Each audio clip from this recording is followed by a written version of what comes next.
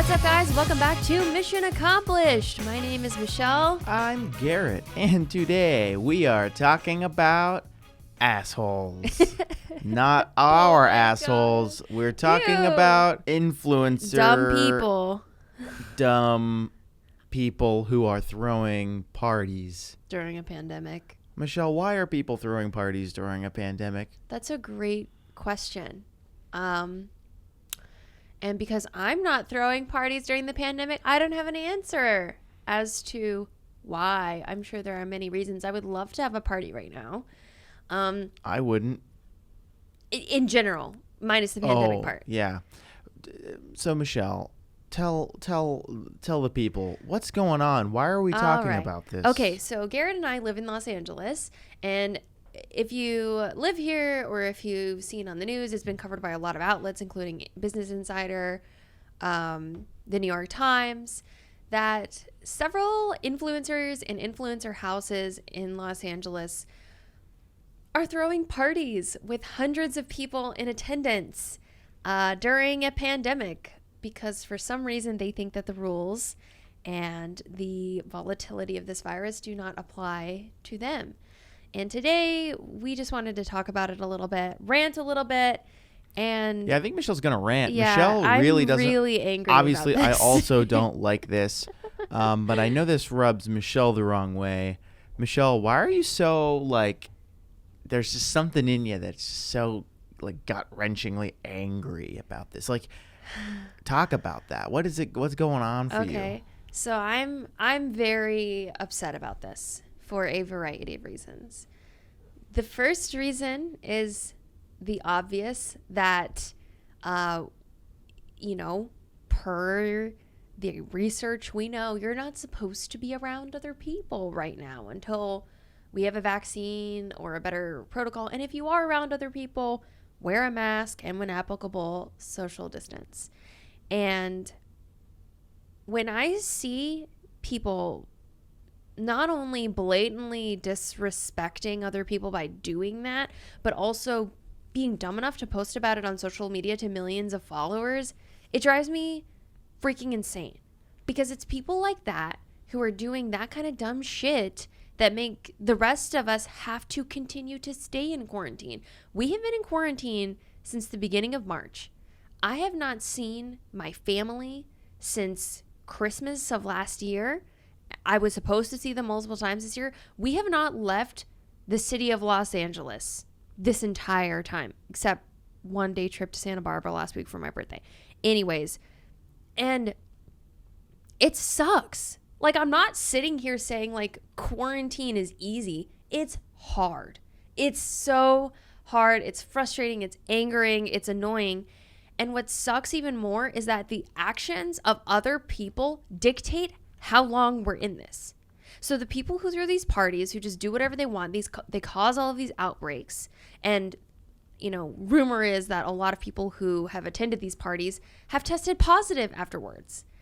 And the people who do this, they spread the virus and make things worse for everybody else. It's actions like that make the city mandates stay in longer. I mean, we're in Los Angeles, which is one of the most affected cities in America.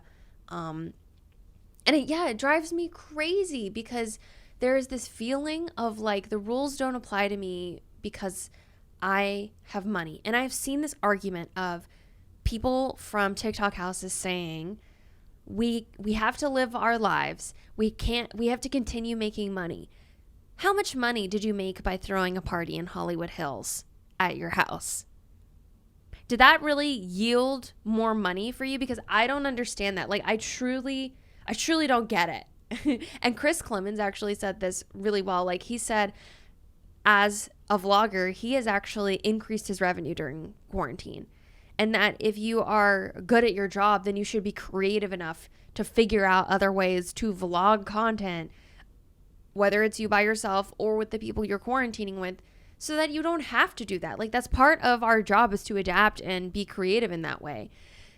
And it's so frustrating. And I think the part that angers me the most, is that, and I don't talk about this I don't talk about this much on the podcast or in any way, in any capacity, really. My dad is an essential worker on the front lines of COVID. He handles COVID testing for several states in America, and he has been working 20 plus hours every day, 20 plus hour days weekly since March. And there have been scares. There have been scares where we thought dad may have caught it, but he got tested and he's negative. And so I am sitting here watching my dad, who I love very much, go to work every single day, working his ass off to just try and slow this thing down. And then I go on Instagram and everyone is being an ass about it.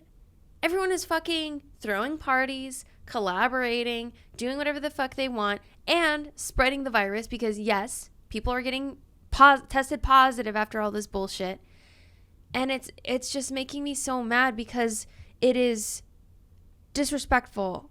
It makes no sense. Like, I guarantee you 99% of the people who attended these parties did not profit from going to them. Did you get a little social status? A little hype? Sure. Is that actually the argument that's being used? Yeah. I didn't see that. Someone from the Hype House said, we have to continue our lives. This is how we make money. Right. But they weren't actually referring to the parties, were they? Like, what are they, they're sponsored referring parties to or something? No. Because who's going to sponsor Their that argument right is now? like, this is how we create the environment to capture content. Oh, I see. Like, we get content for That our makes blogs. sense. This is my assumption. Right. But also, it makes no sense. And you know what the part, this is another thing that makes me so mad, is that it makes me feel like I'm like an old grandpa, like just sitting on my porch, like yelling at kids, like, you guys are irresponsible teens. Sure, maybe I sound like that right now, but I think the difference is that, like, I don't care if people party in normal life. Like, please explore, do whatever you want. If you want to party, if you want to have a good time, like, whatever, please do that and be safe about it. But what drives me insane is that their actions of being idiots affect me. They affect tons of people. They're creating unnecessary cases of COVID for more hospital workers like my dad to have to deal with. They are keeping the city mandates in so that, thousands of people aren't able to go to their jobs. The restaurants in LA are pretty much shut down. Like, and if everyone would just freaking do the thing. Like, it's like literally no one is asking you to go to war. No one is asking you to risk your life. In fact, we're encouraging you to do the freaking opposite. Like, stay home. I don't get it. I'm so mad. Yeah, Michelle's been pretty angry about this. It's been very amusing to watch. Michelle, it's been definitely angering to watch. I'm so the partying. mad. Because I want to be out there. I want to be out there filming my videos. I want to be out there doing my things too. And like, we do. I would love to. We do film, and we do it very safely and respectfully and slowly. But not to the capacity that we did before, obviously. No, of course not. And I know that, we want to... We haven't even seen our family to say, like, we're engaged. We haven't gotten to celebrate that in person with anyone from our families. Mm-hmm. And yet, like, people are just flying all over the country doing whatever they want and throwing parties and stuff. And it's making me so mad. It's making me so mad. Again, I don't care what people do, but I care when it affects other people and when it affects me. So the reason why we're bringing this up is because Michelle was recently quoted in the LA Times. Oh, my God. So what was that all about? Basically, I logged on to Twitter over the weekend, and every weekend at this point, I anticipate getting on Twitter and just getting angry about somebody who's doing something stupid or throwing a party, or someone in Florida who's doing something idiotic. And I saw that Bryce Hall threw a birthday party with hundreds of people there, and this was after the Hype House party and all the backlash of that. And I got so mad. Like, I took it personally, honestly. And I know none of those people know who I am or give a shit about who I am, and that's fine. But it became personal to me because this was right after I had gotten off the phone with my dad, and I hear about another crazy ass day at the hospital and what he's doing and the lengths my dad has had to go to fight this virus, you know, alongside so many essential workers across America. They are mind-boggling to me. Like, we read about it in the news and hear about it or whatever, but like when you hear it from someone you love and that is their everyday life, that, like, it becomes so much more personal. And so when I saw that party and everyone just like doing whatever they want, not a mask in sight, not really giving a shit, it made me so mad. So I tweeted about it. And then it got quoted in the LA Times. Yeah. Did you, were you excited about that? Did that make you nervous? How was that experience being in the LA Times in that way?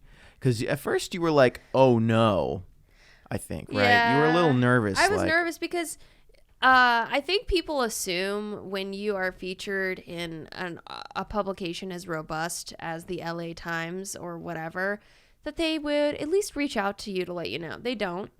And I found out because the author of the article tweeted at me and said, the LA Times used your comment in an article published today or something like that. And I was like, why did you say the LA Times? Like, say I quoted you, you know? At least take ownership of that. Oh, because she was the author of the article. She was the author of the article, which, That's funny. you know, I mean, thanks for following me, I guess. But that would have been nice because it kind of felt like the blame was being deflected a bit. But I don't know. I'm reading way too far into it. Yeah, so I'm kind of glad it happened because yeah, you're not. I You mean, can't like well, call people out. They didn't hide it either. I mean, my tweet is the last sentence of this article. Like, it is the final statement. I mean, I think if you're gonna call people out, Should I read the tweet for people who don't know? Sure, but what I was trying to say Follow me is, on Twitter. if you're gonna call people out, you might as well own up to it and not like if you're gonna throw that tweet out into the universe, you have to. Oh, I own it. Yeah, I you have to own it expect. all the way. Right. I think I think part of me is frustrated because there have been plenty of other times where I felt that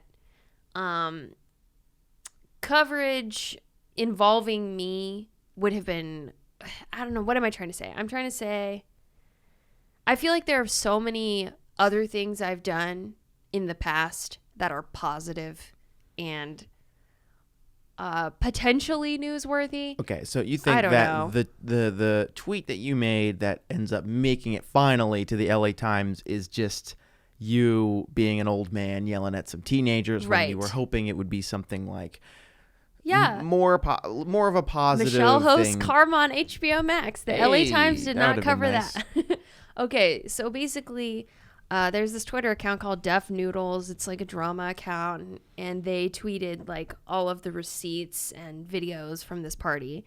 So I retweeted them and I said, I haven't seen my family in 7 months because my dad is an essential worker on the front lines at the hospital fighting COVID, working 20+ hour days.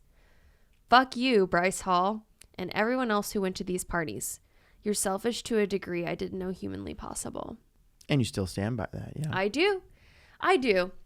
I don't even know who any of these people are that we're yelling at, but apparently, well, and this actually brings me to another thing. It's not only that they're being irresponsible and like potentially putting other people at health risk. For me, it's also they're influencers. So people do look up to these people, and you have all these And when you kids. see like millions of, like, imagine, you know, millions of kids at home, their parents are saying, stay home, you're going to be doing online school, blah, blah, blah. And then they go on Instagram or TikTok or whatever, and they see all these parties from the people that they love and admire. Then they're not going to want to follow that either. I mean, admittedly, the first few times I saw these parties, I was like, are the rules different? Can we do this now? Is this like acceptable? Is this a thing? Obviously it's not. But you know what? I mean, even I was like, wait a second, you know? The LA Times did leave out the part where I said fuck you though, so that was nice. At least I'm not quoted saying fuck you in the LA Times, just on my Twitter. So in terms of influencers and throwing parties, I'm curious, where do we draw the line? Because like they were saying, I don't agree with them, but like they were saying, they seem to think that they're relying on those sorts of things for their business. And other influencers will do collaborations, or they try to film. Like, I don't know, how are we feeling about this world that we're in? Like, kind of walking on eggshells, trying to figure out how to make content work for this time, you know? Yeah, definitely. I mean, I experience it too. I'm like, if we film and there are 2 other people and a camera operator, is that safe? Mm-hmm. Well, technically, the safest thing for us all to do is, go in solitary confinement for the unforeseeable future. Like, literally put me in a medically induced coma and wake me up when this is all over. And you can't, I mean, there's definitely like a balancing act of what is safe versus what is not. What are you comfortable with? The reason that I think throwing a huge party with hundreds of people at it is 100% incorrect, beyond the obvious part of that all, is some things I think that these people aren't taking into consideration, such as, let's say this party happens and someone gets too drunk, someone falls in the pool, gets hurt, anything like that, like even a minor thing. And while that sounds like somewhat implausible, I think about like last year when we were at a New Year's Eve party, there was someone who was a full-on adult who got too drunk and we had to call the ambulance.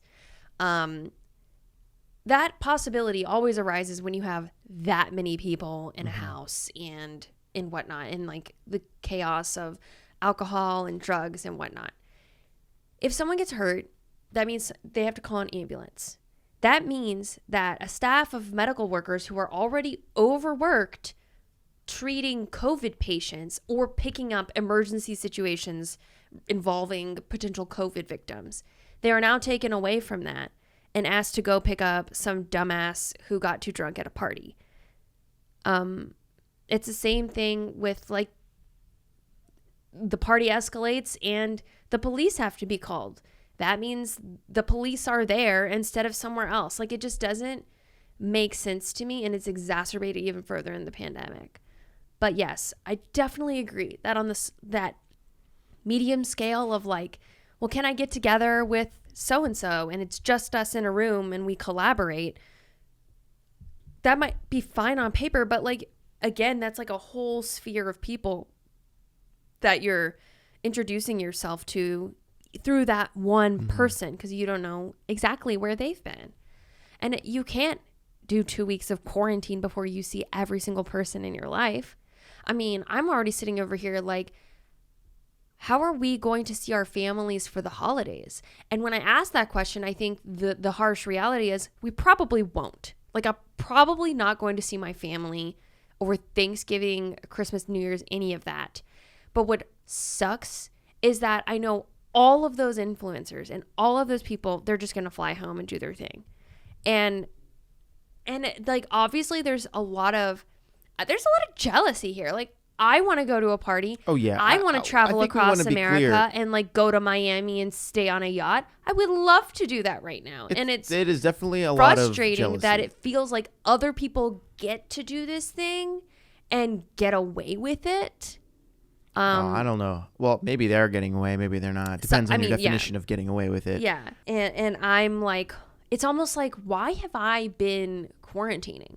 Why am I home when it seems like nobody else is doing this anymore? Yeah, I think it's important to note there's a difference between a bunch of dumbass influencers and the bulk of the population.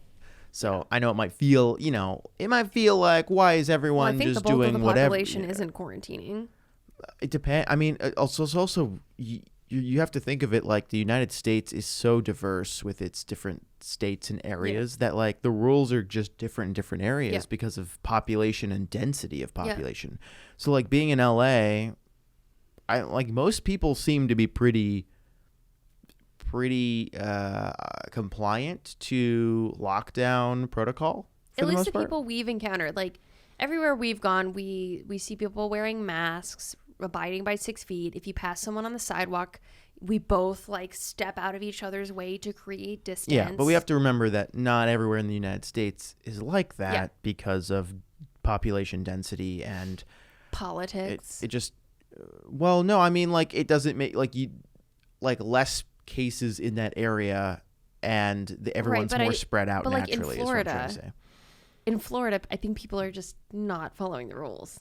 Yes, but also there's a lot of people in Florida. Yeah, both. So, yeah, I think just also try to remember that it's not everybody that is not. I know it's hard to see that and then question. It's almost like, why am I being punished with quarantine when it feels like other people deserve to be punished for not quarantining, which is so like, and I'm not wishing ill will on anyone.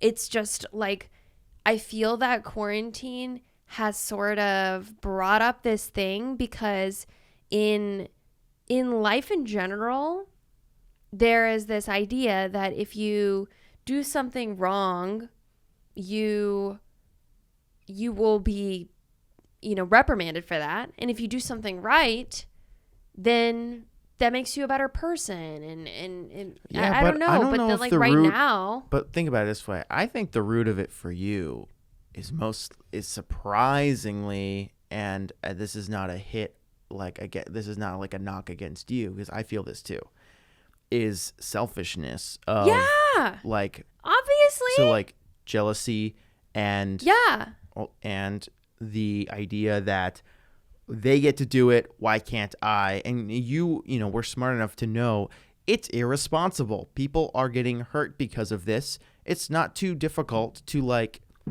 just keep your distance and be responsible for a blip, like a short amount of time.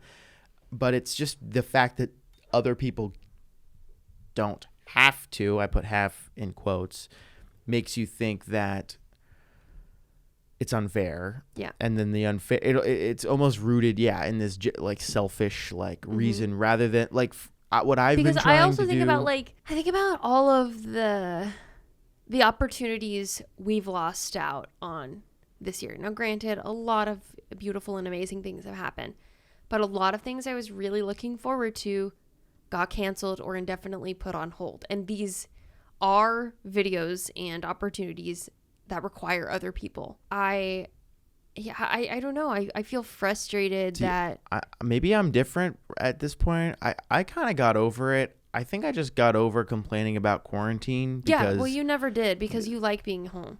Yeah. I mean, I also like not being home, but I can definitely adjust. I had an easier time adjusting than most, I think. But I guess what I'm saying is I just don't want to complain about something that's clearly our lives for a while now. So I don't either, but this definitely triggered me.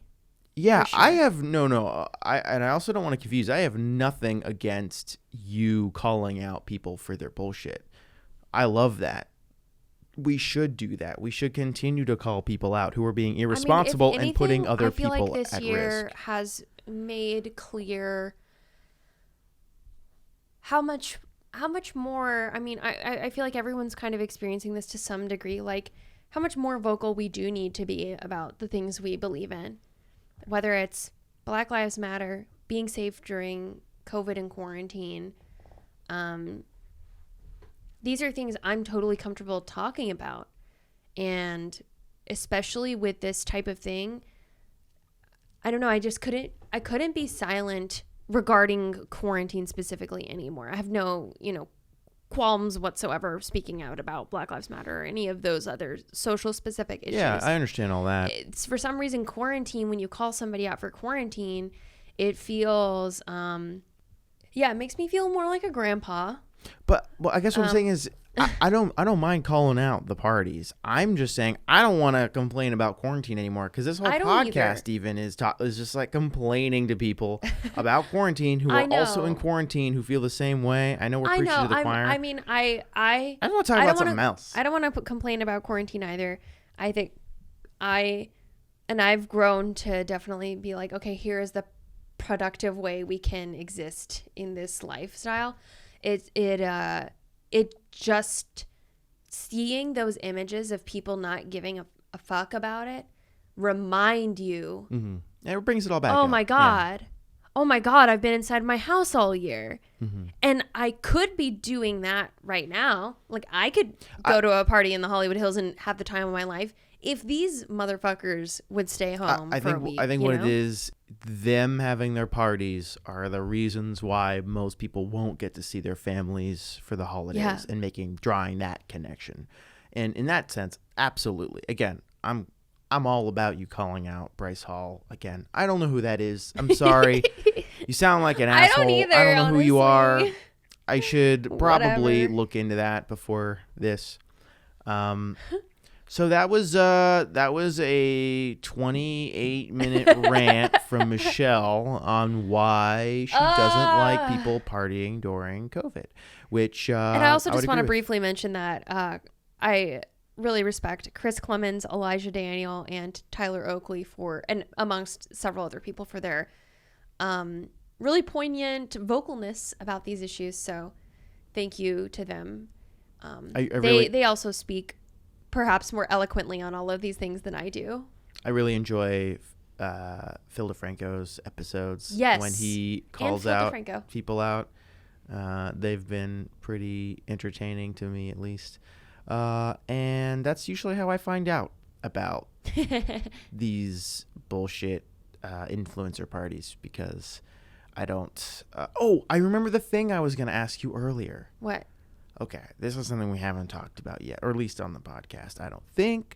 Okay, here's my question.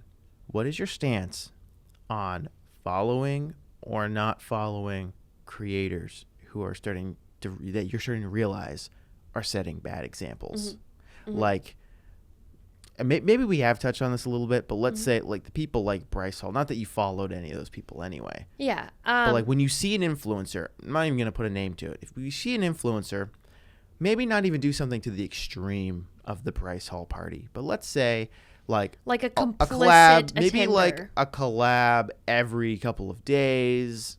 You see them on their social media clearly hanging out with people, not taking it seriously from what you view on their like. Do you continue to follow that person? Do you have a rule or standard now where you decide, you know what? Like, because sometimes you have to think about, you being a follower adds to their number, which adds to their ability to get more work, which allows I their actually ability to tweeted get, about this too. Oh, I think, yeah. So what is your, like, how do you feel about that? Yeah, and this is sort of when a lot of creators were being They were making their responses to Black Lives Matter. and a lot of like old footage of creators was coming forward, showcasing people being racist, saying the N-word, etc. And something that I thought about really critically is that, and I'm guilty of this, there were people who I personally were like, I don't really support what they're doing. I don't really like it. Like, I feel, for example, really uncomfortable with Jeffree Star and his past. And even today, I'm like, what the heck is going on here? Especially given, all the footage of him just being racist, I should say. And I realized, wait, I am still like on Twitter following this person. Perhaps it was from the Shane series, which, Shane's another thing. Or otherwise. And I was like, wait, why am I following them? And I realized, like, okay, maybe I'm following them and even other people because I think it's FOMO, honestly. a little bit of FOMO for when things do seem fun in their lives. And also you follow them to sort of like quietly watch the drama unfold Yeah, whenever it it's does. like lurking on Twitch, It's Yes. like, well, watching, keeping an And then, eye on and it. then I thought about it and I was like, wait a second, if I'm following somebody, that means I contribute, and I tweeted about this. When you follow, subscribe, or watch someone's content, even if you personally aren't paying them money, you are actively contributing to their success. You become a part of the numbers they use to get brand deals and career opportunities. Your time matters. Choose wisely. So for all you guys, and myself included, who quietly follow certain people for the drama, is it worth it because you're part of the problem? And that day, I just like unfollowed a bunch of people because I was like, you know what? If something crazy happens and there's tea, 28 billion other people will cover it. And I would, I mean, I don't know. It really is a question of how badly do you want to follow this person? And is removing them from your timeline more beneficial? And also I was like, I don't want to fill my timeline with shit from these people anymore. Mm-hmm. So yeah, I think unfollowing is one of the most powerful things we can do as a member of someone else's audience. Other than speaking out about it, which might not get heard or seen, like, yeah, it is. Like you said, it's kind of like in the democratic process, it is your vote. It's like you're voting for this person to be a source of content in my life, or you are voting against them, or not even against them, but just not putting a vote towards them. Yeah, because like the more followers, the more subscribers, the more views that someone gets, the more money they will make, whether it's from AdSense or career opportunities. I don't want to contribute to that because I don't want to support that. Follows, subscribes, and likes. It's an interesting economy because it's an economy in which you have infinite amount of. You can follow and like and subscribe to as many people as you want, which I don't know. Does that make them more valuable or less valuable? Probably less valuable, but I don't know. I think if people chose more wisely, less valuable because it doesn't cost any money. So I think people think like, I don't want to support creator X, Y, or Z, and I'm not going to buy their merch. I'm not going to buy anything from them because I don't want to put my dollars towards that person. But if you're still watching the videos or like the dramatic apology videos or subscribing, they still get paid out. Yeah, they're still getting paid. I mean, It's less, but you're still contributing. I don't really have anywhere else to go with this. I don't either. I just encourage anyone listening to think critically about who is in your timeline and your newsfeed, and are those people, whether they're friends or influencers or celebrities, are these people you want to see succeed? Are these people you want to see continue to grow, find fame and fortune and personal gain? I'll also say I want to not confuse this with cancel culture. And the only thing I want to say about that is I'm all about letting people evolve and grow and learn from their mistakes. And I think people deserve a chance to learn and to grow.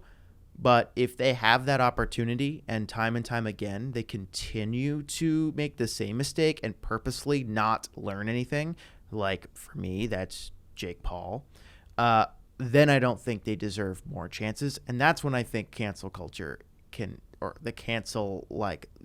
someone. Yeah, can but also be unfollowing someone isn't canceling. I know. I want to be clear. Unfollowing is a way, again, to like put your vote where you want it in a free that's what way. I'm trying to say is that those are two separate concepts, and you can unfollow someone, not necessarily cancel them, see if they can turn themselves around.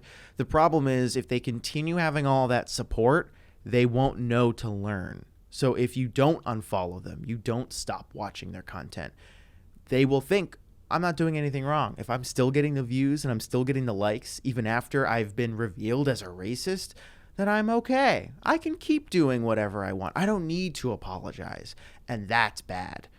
Like unfollowing at this time seems to be the only way to send a message as the people that, hey, what you're doing is wrong. I don't support it for whatever reason. So yeah, keep that in mind. You guys have power in who you choose to follow, like, subscribe to, etc. And you know what? I think that's, I'm going to be totally honest. We are tired. I'm about to take a nap. We just wanted to get on and give you a little rant. Well, I guess I hope anything in here was useful I to hope you it guys. was entertaining. I guess I just want to I don't know, I'm thankful for the podcast because I feel like we can talk about these things in a more in-depth way than we do necessarily in the videos. Uncensored way. We can just say whatever the fuck we want. Sorry, Mom. Yes. So thank you guys so much for listening. Are you at home feeling a bit of the same way we are? Let us know, because it'd be great to not feel alone right now. And for anybody who is staying home and quarantining, or even, whatever the rules are where you live, if you are doing your part, thank you. Thank you so much. And I'm very grateful to you, and very grateful to know that people like you are a part of our audience and our family. So again, let us know how you're feeling below. And also I encourage all of you guys, if you, just to think critically about who you're following and how that occupies your time, your feed, and what you're doing. If you made it to the end of this podcast, congratulations. Mission accomplished. We'll see you next time. Sorry, no juicy cues this week. I'll hit you with them next week. But still follow me on Instagram because, please. Bye.